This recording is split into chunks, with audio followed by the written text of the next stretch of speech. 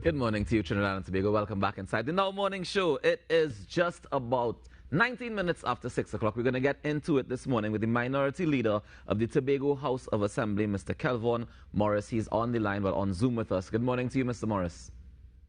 Good morning, Ruckus. Good morning, Tobago, Trinidad and Tobago, and the diaspora.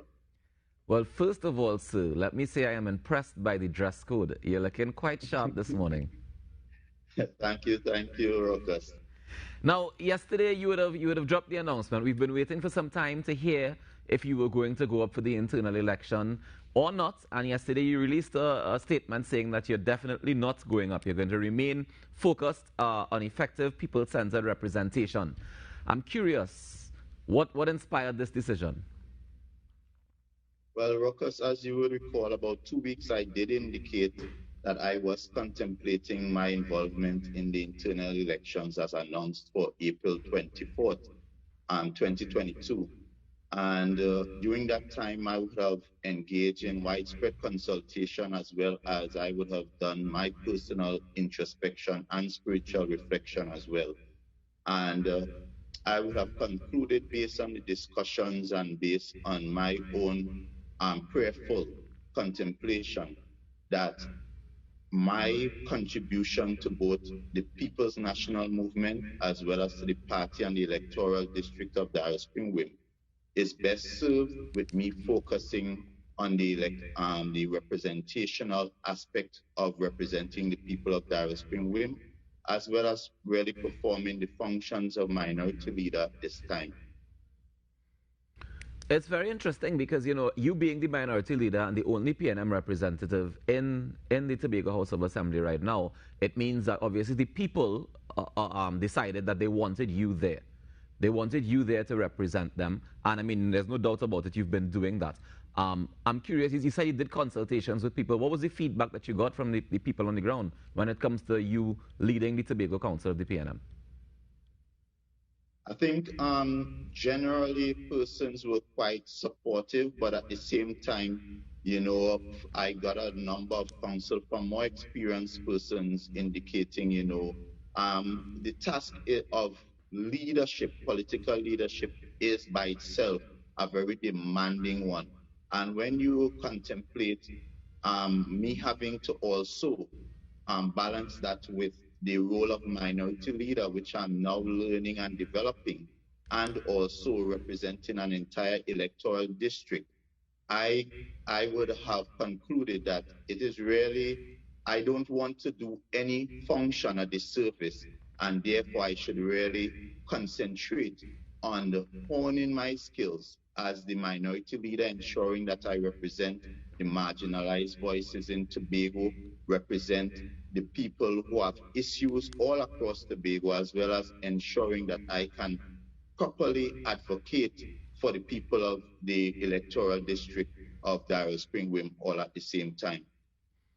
Okay, I understand. I think I could definitely relate to that, where you don't want to take on more than you could chew. So that makes a lot of sense. Yeah, definitely. So that at the end of the day, what I really wanted to ensure that whatever role I take up, I can give it the best of my time and the best of my service.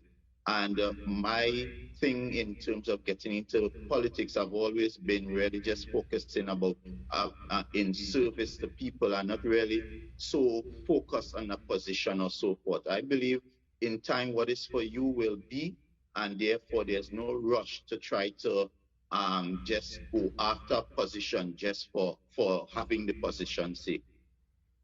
I understand that. Tell me, how has the experience been so far in the Tobago House of Assembly working with the members of the PDP? Well, it has been quite interesting. It's a quick learning curve for myself and Minority Councillor Petal Daniel Benoit. We have been engaging a lot of research, really coming up to speed with parliamentary procedures, with the standing orders, and thus far in terms of our engagements with the Executive Council, the PDP-led Executive Council, we have received, you know, their cooperation in a number of issues. One of the issues that were on the table, that is on the table at this time, is treating with the staffing of the Minority Council, because it is under populated and underrepresented in terms of staffing at this time. And we continue to work with them to see how best we can address that. And all that is to say, that is why when contemplating the role of political leader, I would have had to really figure that into the mix as well, that we are really inadequately served. And it really requires a lot of my time treating with the issues and the research that is required in terms of performing the function of minority leader at this time. Mr. Morris, I'm curious. In your research and your when you were thinking about it, when you were meditating, when you were doing all those things and doing your research and chatting with people and stuff like that, did you speak to any of the former political leaders of the PNM Tobago Council? Well, I did. As you know, the PNM has a number of, well, it's a party with a variety, wide range of experience and diverse resources.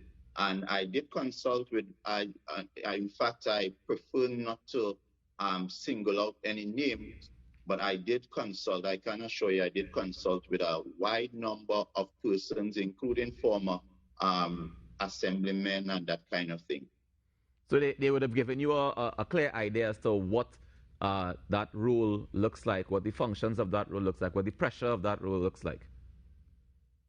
Of course, they did indicate to me. And as I said, I received good support, but at the same time, persons would have indicated to me both sides of the coin, the pros and the cons, and really left it up to me to make the final decision as to which way I should go. Because remember, at the end of the day, I decided to stay completely out of the elections and really focus on the role of minority leader and area representative for the people of Darrell Spring Whip. So tell me something. You're saying that you're going to stay out of the elections. We understand that from a nomination perspective, but I'm sure you have an opinion on who you would like to see as the leader. Maybe some options, maybe not just one. Maybe a few people who you think might be able to fit the bill. Well, I don't have a who, but I have a what. I have an idea as to what the party requires at this time. And the party really requires a new direction, a fresh start. The party requires someone who can really unify the party. There's no secret that there are challenges within the party. And the party requires somebody who has the experience as well that can really move this transition and this rebuild and this renaissance in a new direction. So that I am firm in my mind as to what the new political leader should look like. As to who, I believe the electorate will decide who best fits that kind of criteria. I hear you. In your press release, you quoted to say that you want to have suitable candidates who will be able to move the party forward with a spirit of respect, decency, maturity, and togetherness. Is that something that's currently missing from the party? Definitely we have challenges. There's no secret the internal elections of 2016 and 2020 would have left the party in a bit of fragmentation there, and because we have that fragmentation, I'm even calling for us not to have this highly overly competitive elections, but at the same time, we can all come together in a mature space and decide what is best for the party, what the different leaders in the different positions should look like, and perhaps, a council of elders or so, we come together and really have mature conversations as to how we can treat with this, the new leadership executive of the People's National Movement in Tobago, and how we can really unite and bring persons back into the fold of the People's National Movement. I imagine that you would have to be working very closely with whoever that political leader is as the minority leader in the Tobago House of Assembly representing, the PNM. So I would imagine that you would want this person to have all of these fantastic qualities to be able to present. But, I mean, if you're saying that also, you want somebody with the experience of being able to lead this. If we've had these challenges, how do we find that person with the experience and with this foresight and vision and togetherness and unity and all that at the same time? Well, the PNM does repose a number of talents, and I believe that we can find someone with all those qualities. And perhaps even if you don't have all those qualities, one of the things I've said openly is that I'm willing to work with whoever and whatever the process churns out. I continue to be totally dedicated to the People's National Movement, and this is why I will not support openly, or I will not have a horse in the race going forward, because I want to be in a position to help the party through that transition process, and I want to be able to work with whoever the process would bring forward as successful. Nice. I'm curious as to if you would see yourself running in the future. How much experience do you think you want to gather before you are able to say, well, yeah, maybe in the next 8, 16 years, how long before you think you run again? Or before you run for the internal elections for the first time? Well, to be quite honest, I don't put a time frame on anything. God has his plans and he works it out. If anybody had told me that in less than a year being in politics, you would be seated as the minority leader of the Tobago House of Assembly, I would highly doubt them. So God would, in God's time, that would be my time. I hear you. He I hear knows you. best. But do you feel pressure with that position? Saying, I mean, admitting that you're only in politics a year and you're the minority leader of the THA. Do you feel like the weight of that? Is there a lot of pressure involved? Yes, there can be times, you feel like you're a bit overwhelmed at times, but, I'm someone who believes in myself. I believe in my ability and I have a good support system. So I trust the process. I am always willing to learn and I'm always willing to develop. I listen a lot. I take careful note of all my actions and I continue to review and reflect and always look for opportunities to improve. So it is in that spirit I go forward each and every day. And what is the biggest challenge you face so far as the minority leader?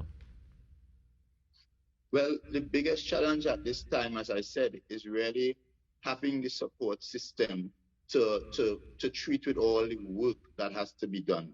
We have a very exciting set of programs we want to put forward, and it's really about the resources.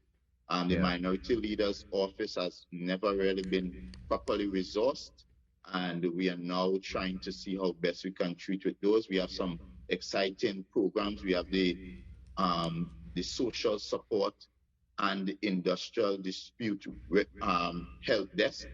And what that social support and industrial dispute resolution help desk would do is really assist those persons who require social needs like hampers, minor equipments, and minor repairs and those kind of things, as well as persons who would have experienced some kind of employment issue on their workplace. We would provide support for them. We have also a program called ITEL, which is really a whistleblower type of protection where persons can anonymously and quite discreetly identify areas of concern of any kind of malfeasance or so when it comes to the administration of public governance. You mentioned the lack of support so far for the Minority Leaders Office. I'm curious as to if the party itself, I know you're the only person representing in the actual THA in the House, but has the rest of the party been rallying behind you to find out what you need or to assist where necessary or where possible? Oh, definitely, I've been getting very good support from the party in terms of resources and advice, both at the level of the Tobago Council of the PNM and the National Executive. So the party continues to give support as far as possible, and we continue to build out as far as possible how much we extend those support.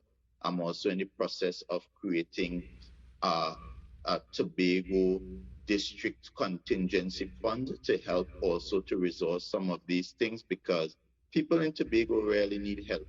As a matter of fact, I'm calling on the administration as we speak to really put emphasis and prioritize those vulnerable groups. Right now, we have a situation in Tobago where CPEP, persons employed with programs such as CPEP, they would not have been paid for quite some time. And in fact, even when they are paid, they're still in arrears and they have outstanding payments. And I'm calling on the administration for us to really prioritize treating with the needs of the most vulnerable in the society. For me, I prefer my salary is delayed and we pay all the CPEP workers because I can't imagine how they really get by without their salary is already small as it is. And to have to go weeks without payment and treat with a family of 3 and 4 children, I can only imagine the trials and tribulations of the CPEP workers. So I'm asking the administration for us to really give that priority and give those group of persons priority when it comes to the distribution of the resources of the Tobago House of Assembly. People-centered representation. Thank you very much, Mr. Morris, for joining us this morning on the Now Morning Show. Well, and all the best going forward. Thank you so much, Ruckus, for having me. Thank you all. Not a problem. Enjoy the rest of your day. Take care. As the minority leader of the Tobago House of Assembly, Mr. Kelvon Morris, they're sharing with us that he is not going up for internal election to be the political leader of the Tobago Council of the PNM. However, he is willing to work with whoever gets the position, and he's going to remain focused on effective people-centered representation, as we just saw. What more can you ask for? In any event, in terms of leadership, that's how it's really done, making sure that you take care of the people. So with outfits like that, drive like that, it's going to be good. All right, guys, we take a quick break and we come back with more on the Now Morning Show. Stick around. We're here till 8 a.m. It's going to be a fantastic Thursday.